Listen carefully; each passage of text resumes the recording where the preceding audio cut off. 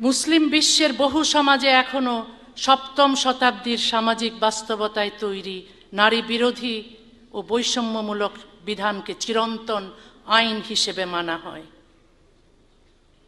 Calendar এগোলেই সমাজ আধুনিক হয় না, হাতে আধুনিক প্রযুক্তি এলেই, শহরে উঁচু ভবন উঠলেই সমাজ আধুনিক হয় না। আধুনিক হতে হলে আইন, শিক্ষা, নৈতিকতা এবং রাষ্ট্রচিন্তাকেও আধুনিক হতে হয়। কোনো প্রাচীন বিধানকে আজকের মানবাধিকার, স্বাধীনতা ও সমতার মানদণ্ডে অন্যায় মনে হলে তা বদলাতেই হবে।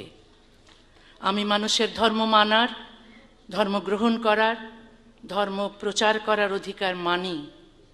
একই সঙ্গে ধর্ম না মানার, ধর্ম ত্যাগ করার এবং ধর্মের সমালোচনা করার অধিকারও মানি।